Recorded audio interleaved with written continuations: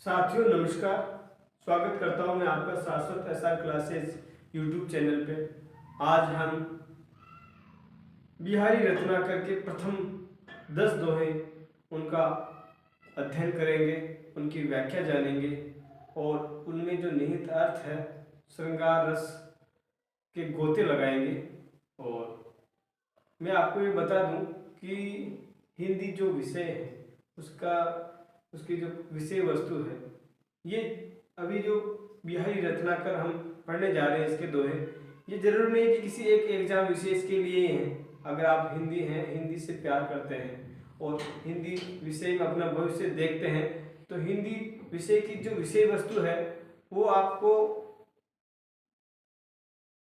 हर बार नहीं लगेगी और ऐसा नहीं लगेगा आपको कि इस विषय वस्तु से मेरा संबंध बिल्कुल नहीं है। तो इस प्रकार से अपन बिहारी रत्नाकर के जो प्रथम दोहे हैं उनका अध्ययन करेंगे, उनको देखेंगे। और मुझे विश्वास है कि इस अध्ययन के बाद में, इस वीडियो क्लास के बाद में आप अपने आप को इन दोहों के प्रति इतना सरल महसूस करेंगे कि आपको मजा आ जाएगा। शुरू करते हैं। उससे पहले हम कवि परिचय के अंतर्गत महाकवि बिहारी के विषय में थोड़ा सा जान लेते हैं कि महाकवि बिहारी का जन्म ग्वालियर में सन 1595 ईस्वी में हुआ। इनकी एकमात्र कृति जो है बिहारी सतसई है और इस कृति का रचनाकार सन 1662 ईस्वी माना जाता है। इस कृति में कुल 700 दोहे संकलित है, 700 दोहे इसमें है। उसके बाद में अपन देखते हैं कि जैसा कि बिहारी रत्नाकर, ये किसकी रचना है? फिर बिहारी रत्नाकर और बिहारी सतसई क्या अलग अलग है? तो बिहारी जो मूल रचना है वो बिहारी सतसई है। उसके बाद में बिहारी सतसई की कई विद्वानों ने व्याख्या करने का प्रयास किया, कई विद्वानों ने इसकी कुंजियां निकाली, इसकी टीकाएं लिखी। कुंजियां या टीकाएं वो रचनाएं होती है जो किसी मूल पाठ की जो दुरूह होता है, जो थोड़ा कठिन उनको लगता है, तो वो जन सामान्य के लिए सरल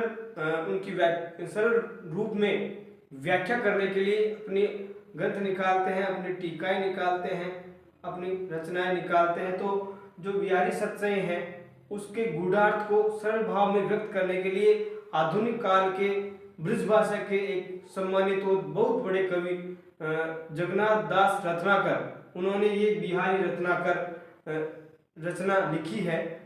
बिहारी सतसई के 713 दोहों के उनके सप्रसंग व्याख्या के लिए, उनको सरल भाव से जन सामान्य को समझाने के लिए। तो बिहारी रत्नाकर के बारे में हमने देखा कि बिहारी सतसई है जो रीतिकाल की रचना है और रीतिकाल में सबसे लोकप्रिय रचना ये मानी जाती है। और पूरे हिंदी साहित्य की बात करें तो हिंदी साहित्य में रामचरितमानस के बाद सबसे लोकप्रिय रचना बिहारी सतसई है। और बिहारी सतसई की लोकप्रियता का अंदाजा इस बात से लगाया जाता है कि बिहारी सतसई के ऊपर जितनी टीकाएं लिखी गई हैं, रामचरितमानस के बाद सबसे ज्यादा टीकाएं लिखी गई है तो इस बिहारी सतसई पर लिखी गई। इसलिए यह माना जाता है कि हिंदी साहित्य में बिहारी सतसई रामचरितमानस के बाद में सबसे लोकप्रिय ग्रंथ रहा है। विद्वानों की यह राय है, ये भी प्रश्न परीक्षाओं में अक्सर आ जाया करता है। और बिहारी रत्नाकर बिहारी सतसई पर लिखी गई एक अद्वितीय टीका है और इसके लेखक जगन्नाथ दास रत्नाकर है, जिनका जीवन काल 1866 से 1932 ईस्वी तक रहा है। वे आधुनिक काल के ब्रजभाषा के एक बहुत बड़े उन्नायक रचनाकार हैं।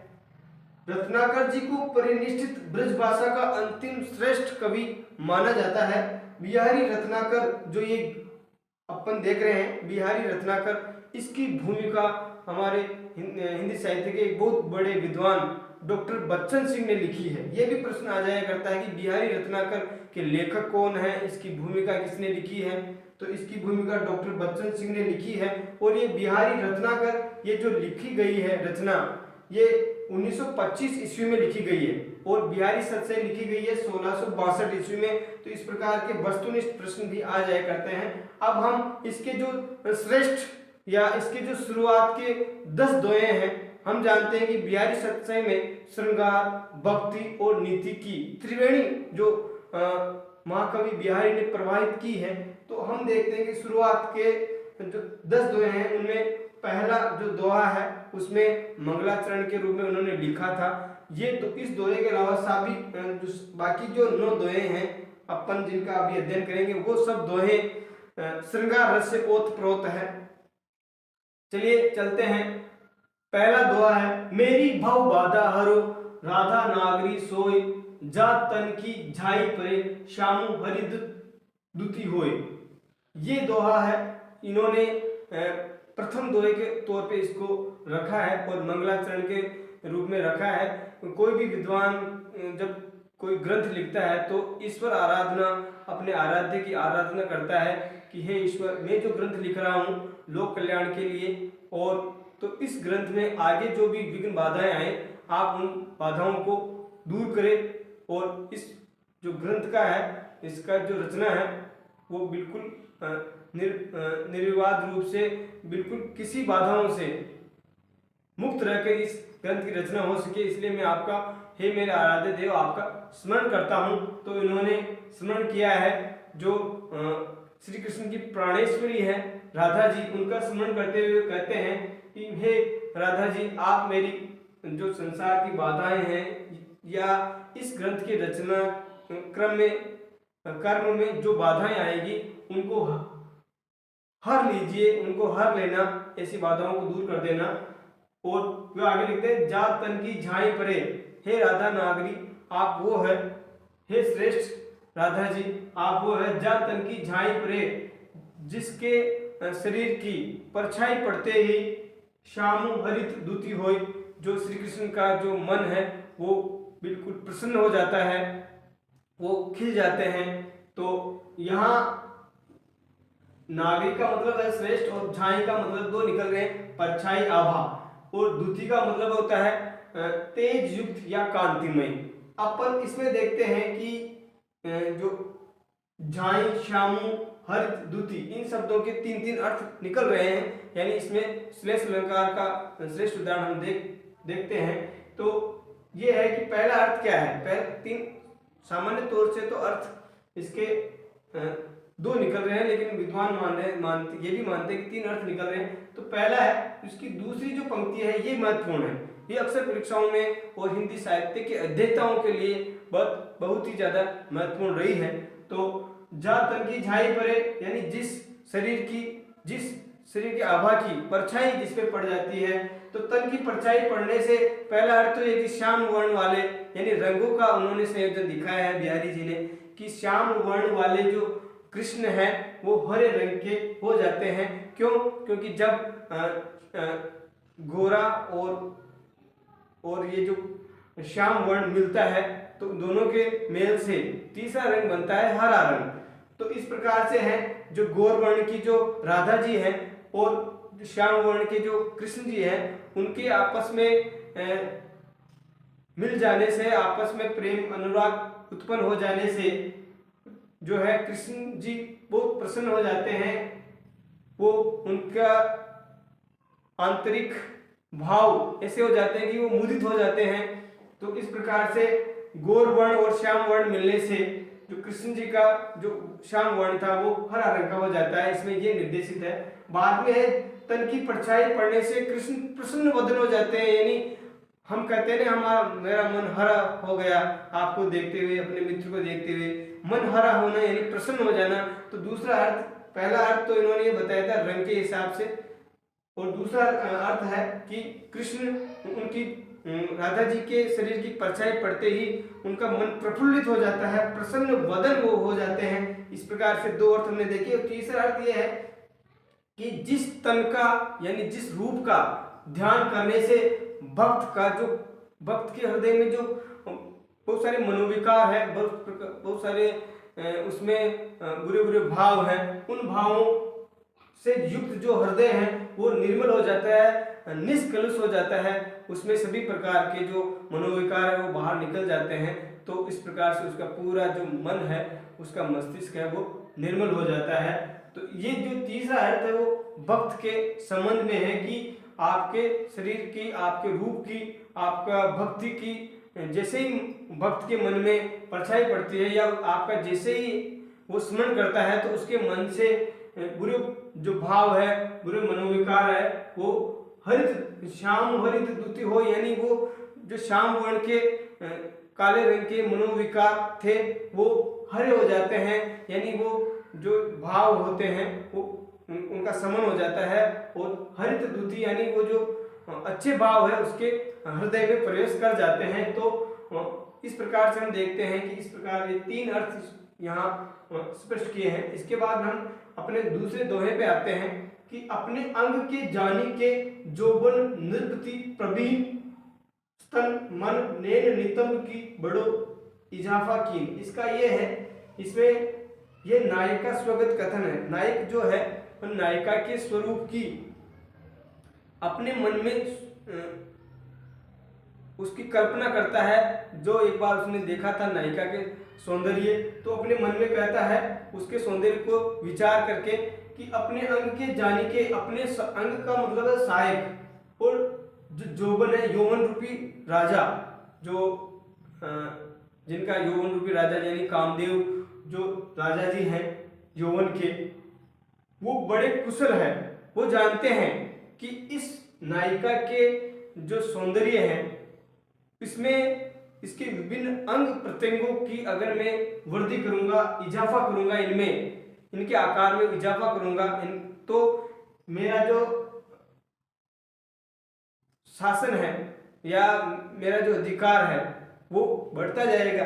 तो इस प्रकार से है कि यौवन रूपी राजा ने अपने कुशल संचालन के हिसाब से उस नायिका के अंग प्रत्यंगों में वो आभा भर दी है, उनमें आभा में उनके सौंदर्य में इजाफा किया है कि स्तन मन नैन, स्तन मन नैन नितंब, इन सब जो शरीर के नारी शरीर के अंग है इनमें उन्होंने बड़ा इजाफा किया है यौवन रूपी राजा ने, कामदेव ने। और इस प्रकार के इनमें जब इजाफा हो जाता है तो यौवन रूपी राजा की जो शक्ति है वो प्रभाव है जो बढ़ जाता है। जैसे हम देखते हैं कि एक राजा के जो विभिन्न प्रकार के सेना नायक होते हैं उनको अगर वो ज्यादा प्रोत्साहन देता है, प्रोत्साहन देने के बाद में वो और जो उसके सहायक है, जो उसके सैनिक है, जो उसके सेनापति है, वो बड़े उत्साह से और काम करते हैं तो वो अपने दुश्मन पर जल्दी विजय पा लेता है। इसी प्रकार से है कि यौवन रूपी राजा ने अपने सहायक यानी अपने जो सहायक है नारी सौंदर्य के अंग है उनमें इजाफा किया है और उस इजाफे के हिसाब से उसका सौंदर्य अप्रतिम हो गया है, बहुत सुंदर हो गया है। और इससे जो विभिन्न प्रकार के नायक है या नायक जो खुद है वो बरबस ही उसकी तरफ खींचा चला जाता है। तो ये नायिका अपने आप से कथन है कि उस नायिका के अंग प्रत्यंगों में इतनी शोभा आ गई है कि अब वो किसी को भी आकर्षित कर सकती है अपनी तरफ। इसके बाद हम देखते हैं तीसरा दोहा, अर्ते टरत न बर परे दई मरक मनुमेन होड़ा होड़ी बड़ी चले चितु चतुराई ने। इसमें नव यौवना नायिका के सौंदर्य को देखकर नायक का स्वगत कथन है। अपने आप से कहता है नायक जो नित्य यौवना या नव यौवना नायिका है उसका सौंदर्य को देखकर वो कहता है कि अर्ते टरत न बर परे, यानी ये जो आपके नायिका के जो सौंदर्य है उसमें वो अपने गौरववश हट कर रहे हैं और अपने बल का उन्हें गुमान है कि दई मरक मनुमेन, यानी मेन का मतलब होता है यहाँ कामदेव ने अपने गौरव, कामदेव का गौरव ये होता है कि वो सामने वाले को आकर्षित करें अपने नायिका के सौंदर्य को देखकर। तो इस प्रकार से इनमें होड़ा होड़ी बड़ी चले चित्तू चतुराई ने, तो वो जो कामदेव है अपने गौरव पे यानी दूसरों को आकर्षित करने के भाव से अपने आप को इतना एक बढ़ाव दे दिया है नायिका के सौंदर्य को, नव यौवना नायिका के सौंदर्य को, कि उनके जो नायिका के अंग है, अंग प्रत्यंग है, उनमें परस्पर होड़ है, प्रतिस्पर्धा है कि मैं इस अंग से मैं आगे बढ़ूं, इस अंग से मैं आगे बढ़ूं, ऐसा भाव यहाँ उन्होंने व्यतीत किया है। होड़ा होड़ी यानी प्रतिस्पर्धा, वो प्रतिस्पर्धा से बढ़ते चले जा रहे हैं और अपने अत्यंत अपने गौरव जो रहा है, दूसरों को आकर्षित करने का जो अंगों का गौरव रहा है, उससे बिल्कुल हट कर रहे हैं, उनसे आगे बढ़ने की वो प्रयास कर रहे हैं। यही उनका बल है, बल यानी बल। और चित्तु यानी मन की काम भावनाएं हैं, और चतुराई वाणी की कुशलता और नयन आंखों का संचालन। जिस प्रकार से अंग मन है या वाणी है या उसके नयन है, आंख है, उनका संचालन वो नायिका किस प्रकार से कर रही है, उसकी वो किस प्रकार से बात कर रही है, या नयनों से भी बहुत कुछ बातें कर रही है। तो इस प्रकार के विभिन्न प्रकार के अंग प्रतिस्पर्धा में अपने से आगे वो क्रियाएं ऐसी कर रहे हैं कि नायक के को अपनी तरफ आकर्षित कर ले और कामदेव उनको बढ़ावा दे रहे हैं। अगला अपन देखते हैं दोहा संख्या 4। ओरे ओप कनी नी कनु गनी घनी सिरताज मनी धनी के नेह की बनी छनी पटलाज। इसमें है एक सखी, उसकी जो सहेली है, नायिका है, उसके उत्साह को बढ़ाने के लिए उससे कुछ कह रही है। वो कह रही है कि ओरे ओप कनी नी कनु, तुम्हारे आंखों की जो पुतलियां हैं, आंखों की पुतलियों का सौंदर्य का यहाँ वर्णन दिखाया है। तुम्हारी आंखों की पुतलियों का जो सौंदर्य है वो बिल्कुल अनोखा है, वो ऐसा अनोखा सौंदर्य है कि वो कहीं देखने को नहीं मिलता है। और गनी गनी अत्यंत, गनी का मतलब अत्यंत सिरताज, तुम्हारी आंखों की जो पुतलियों का सौंदर्य है वो इतना ज्यादा है कि मणि का मतलब यहाँ है मणि, यानी जो मणि होती है उसमें बहुत सारी इच्छाओं को, बहुत सारे कार्यों को करने की क्षमता होती है। ऐसे अद्भुत मणि के हिसाब से कार्य संपादित हो जाते हैं कि उस मणि से जो भी मांगो आपको मिल जाता है। तो धनी यानी स्वामी, उस नायिका का जो स्वामी है उसके मणि के रूप में वो नायिका स्थान पा गई है। नेह की बनी छनी पटलाज, इसका मतलब है कि वो सखी कह रही है, हे नायिका, तुम्हारा सौंदर्य इतना अनोखा है, तुम्हारी आंखों की पुतलियों का जो सौंदर्य है वो इतना है कि तुम अपने स्वामी, अपने पति, अपने नायक की मणि के रूप में सुशोभित हो। यानी नायक तुम्हें मणि मानता है और सभी जो दूसरी नायिकाएं हैं उनको वो कम महत्व देता है, तुम्हें ज्यादा महत्व देता है। और नेह की बनी, तू ही उसके स्नेह का भाजन बनी हुई है, तू ही उसके स्नेह का रूप बनी हुई है, उसका स्नेह तुम्हारे ऊपर ज्यादा है हे नायिका। और नेह की बनी छनी छिपी पटलाज, और ये जो है ये तुम्हारे वस्त्र हैं और लाज, यानी इस प्रकार के जो तुम्हारी आंखों की पुतलियां हैं ये इसका सौंदर्य बहुत ज्यादा है। तुम अपने पति की, अपने स्वामी की शिरोमणि बनी हुई हो और तुम्हारी आंखों की पुतलियां हैं, ये इस प्रकार की इनका संचालन है कि वो तुम्हारे जो लज्जा में है वो वस्त्रों का काम कर रही है, तुम्हारे आंखों की पुतलियां। तो इस प्रकार से वो जब वो कहती है नायिका को अपनी सखी, तो उस नायिका का गर्व और बढ़ जाता है और अपने श्रृंगार में अपने नायिका को रिझाने में वो और भी ज्यादा प्रयास करती है। इसलिए नायिका का उत्साह बढ़ाने के लिए सखी का कथन है। यानी इसकी आंखों की पुतलियों की वजह से वो अपने पति की, अपने नायक की वो शिरोमणि बन गई है। आगे देखते हैं, बहुत ही महत्वपूर्ण है, अक्सर परीक्षाओं में आ जाया करता है। सनी कज्जल चख जख लगन उपजो सुदिन सने है, क्यों न नृपति हुए भोग वे लही सुदेशु सब देव। इसका मतलब यह है, इसमें यह है कि सखी का नायिका के प्रति कथन है। सखी कहती है नायिका के सखी कि हे नायिका, तुम्हारे जो अभी आंखों में जो काजल लगा हुआ है वो काजल शनि ग्रह के समान ऐसा प्रतीत हो रहा है। शनि कज्जल यानी जो तुम्हारा काजल है वो शनि ग्रह के समान, क्योंकि शनि ग्रह का रंग जो है वो काला माना गया है। तो तुम्हारा काजल भी काला है, तुम्हारी आंखों में लगा हुआ है। चख, चख यानी चक्षु यानी आंख, और जग मीन मछली, जग यानी मछली को कहा जाता है। तो तुम्हारी आंखें हैं जो है वो मछली के समान है, मीन के समान है।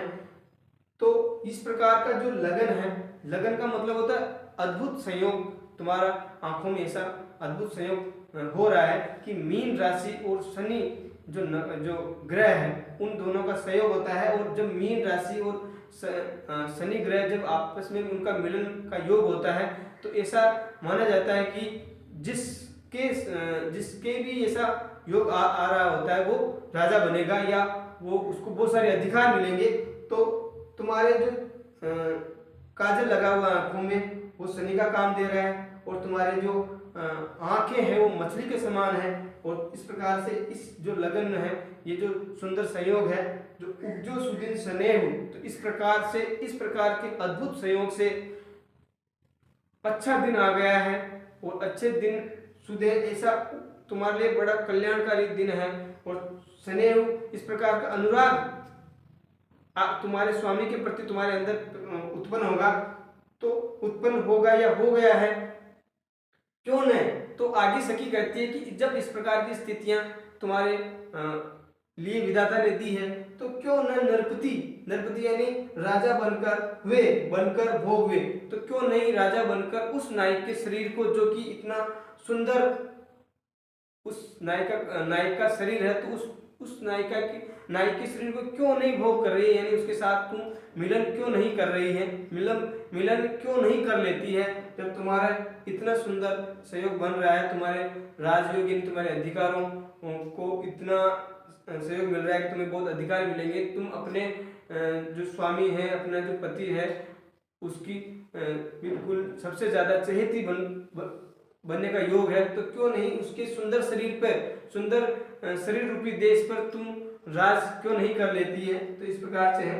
तो ये जब नायिका को सखी कहती है तो नायिका का मन और गौरवान्वित हो जाता है, और वो फिर अगला कर्म करने लगती है। तो इस प्रकार से इस दोहे में महाकवि बिहारी का ज्योतिष ज्ञान हमें परिलक्षित हो रहा है यहाँ, कि उनका वो ज्योतिष ज्ञान कितना था। यहाँ भी उनका रंग, विभिन्न रंगों को मिलाने से कौन सा रंग नया बनता है, या इसका भी ज्ञान उन्हें था, इसलिए वो बिहारी जी को बहुज्ञ भी कहा जाता है। अब अगला अपन देखते हैं इसका दोहा नंबर 6। सालती है नटसाल सी, क्यों हु निकसती नाही, मनमथ नेजा नोक सी, खुबी खुबी जिये माय। यहाँ जो खुबी खुबी शब्द बार बार आया है, तो यहाँ यमक अलंकार का उदाहरण है। यहाँ सालती यानी सालना यानी दुख देना, चुभकर पीड़ा देती है। सालती कौन? नटसालसी। नटसाल का मतलब बाण का जो अग्रभाग होता है, बाण की जो नोक होती है उसके समान मेरे हृदय में, ये देखो नीचे खूबी पर रिजे, नायिका का जो आभूषण है, कान में जो पहनने का आभूषण है, उस पर रिजे नायिका से कथन है।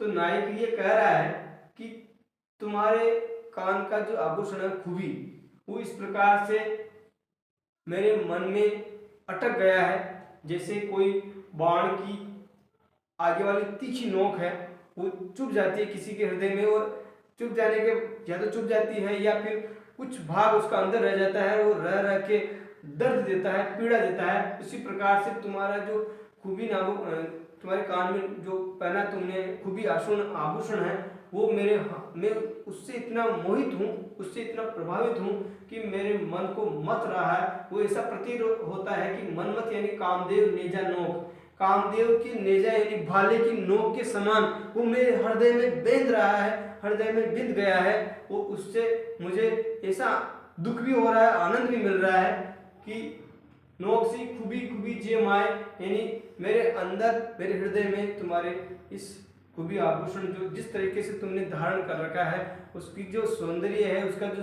शोभा है, वो मेरे हृदय में बहुत ही ज़्यादा मुझे मोहित करने वाला है। मैं इससे बहुत ज़्यादा प्रभावित हूँ। इसके बाद हम देखते हैं इसका दोहा संख्या 7। जूती जोन में मिली गई, जूती जोन में मिली गई, नेक न होती लखाई, कि इसमें शुक्ला विसारिका नायिका की सखियों द्वारा उसकी सुंदरता का वर्णन है।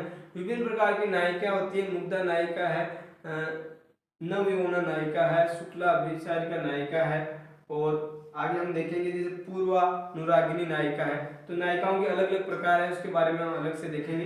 लेकिन यहाँ है शुक्ला विसारिका नायिका वो होती है जो नायिका चांदनी रात में अपने प्रिय से मिलने के लिए जाती है।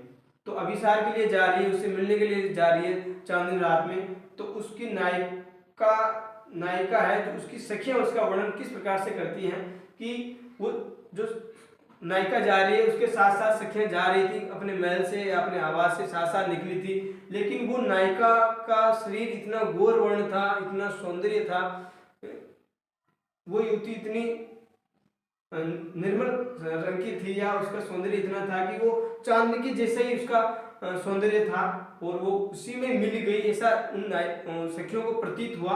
और अब वो बिल्कुल भी दिखाई नहीं दे रही है कि चांदनी से उसके शरीर को बिल्कुल पृथक नहीं किया जा पा रहा है। तो अब वो जो सखियां हैं वो कैसे जाए उसके साथ साथ जाना भी है, उनको नायक से मिलाना है, तो वो साथ साथ कैसे जाए। तो जिस प्रकार से सौंदे के डोरे लगी अली, जिस प्रकार से सौंदे यानी सुगंध, जहां जहां पुष्पों में सुगंध मिलती है भोरे को, वो भोरा वहीं मंडराता हुआ उसके आसपास मंडराता हुआ उसका रस पान करता है, और इस प्रकार से वो आगे चला जाता है। एक पुष्प का रस समाप्त होने के बाद में उसके चारों तरफ घूमता हुआ अगले पुष्प बैठ जाता है उसकी, और वो अगले पुष्प पर उसकी जो सुगंध आ रही होती है उसका भान करके, उसका अनुमान करके उसकी तरफ आकृष्ट होता हुआ वो उसको ढूंढ लेता है। ऐसे ही जो सखियां हैं, ये सखियां जो नायिका है उसके शरीर से जो सुगंध चारों तरफ फैल रही है, जो आभा फैल रही है,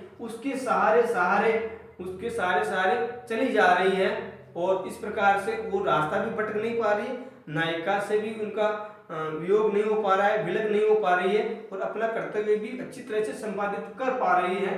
तो इतनी सुंदर है नायिका। यहाँ नायिका का अतिशयोक्तिपूर्ण वर्णन है, कहीं कहीं ये ऊहात्मक हो गया है, यानी बिल्कुल हास्यास्पद हो जाता है, लेकिन यहाँ थोड़ा हास्यास्पद नहीं हो पाया है, लेकिन अतिशयोक्तिपूर्ण वर्णन है। आगे देखते हैं दोहा नंबर 8। हो रिजी, हो का मतलब मैं, रिजी यानी मोहित, और लखी यानी देखकर, उसे देखकर मैं तो रीझ गई हूँ। सखी नायिका की आभा का वर्णन करके नायक के हृदय में प्रेम उत्पन्न करना चाहती है। सखी, नायिका की जो सखी है वो नायिका के रूप सौंदर्य का वर्णन करके नायक के हृदय में अनुराग उत्पन्न करना चाह रही है कि वो नायिका ऐसी है, और इस प्रकार से वर्णन करती है कि नायक उससे मिलने के लिए उन्मत्त हो जाता है, तैयार हो जाता है।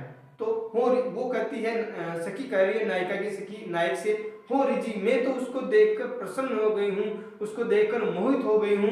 छवि ही छबीले लाल है, सुंदर लाल है, जो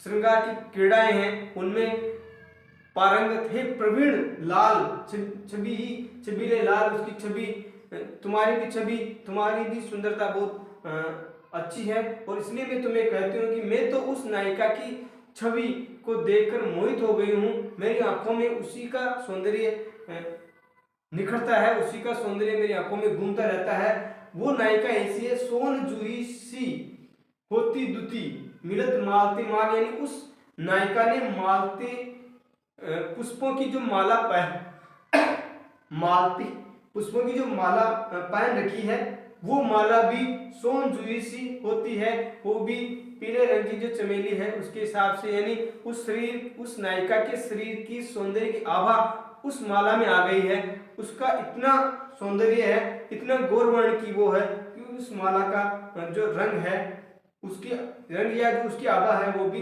सोन जूही सी हो गई है। मालती पुष्पों की माला जो है वो सोन जूही सी प्रतीत हो रही है, यानी उसका सौंदर्य इतना उत्कृष्ट है कि जब मैं कह रही हूँ कि मालती पुष्पों की जो उसने माला पहन रखी है वो माला सोन जूही यानी पीली चमेली जैसी प्रतीत हो रही है, तो हे नायक अब मैं इतना तुम्हें कह रही हूँ तो इसका मतलब है कि तुम जब उसको देखोगे तो बरबस ही, अनायास ही तुम उसकी तरफ आकृष्ट हो जाओगे। इसके बाद में हम देखते हैं दोहा संख्या 9। इसमें पूर्वानुरागिनी नायिका का सखी से कथन है। पूर्वानुरागिनी नायिका वो होती है जो अभी नायिका से मिली नहीं है। वो पूर्वानुरागिनी नायिका वो होती है जो अभी नायक से मिली हुई नहीं है, कभी एक बार भी उससे मिली नहीं है, लेकिन उसके रूप गुण, उसके वीरता, उसके सौंदर्य का वर्णन उसने सुन रखा है। तो ऐसी नायिका जो है अपनी सखी से कहती है, क्या कहती है?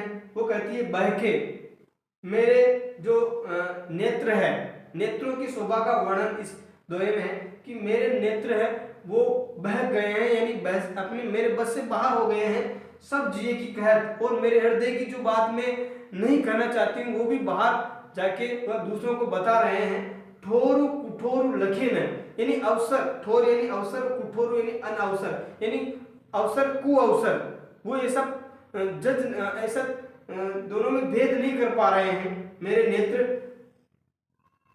छिन ओरे से, यानी कभी तो वो क्या हो जाते हैं, कभी क्या हो जाते हैं, कभी वो प्रेमानुराग में उन्मत्त हो जाते हैं, कभी अपने उस नायक की छवि को स्मरण करते हुए, उनको याद करते हुए कभी और से हो जाते हैं, यानी क्षण क्षण में वो अपना स्वरूप बदल रहे हैं। ए छवि छाके नैन, हे नायिका, हे सखी, मैं उस नायक के सौंदर्य रूपी छवि को पीकर, उसका पान करके, उसका श्रवण करके, क्योंकि वो उससे मिली नहीं है, लेकिन उस छवि का श्रवण करके, उसको सुन के मेरा मन उन्मत्त हो गया है। जैसे कोई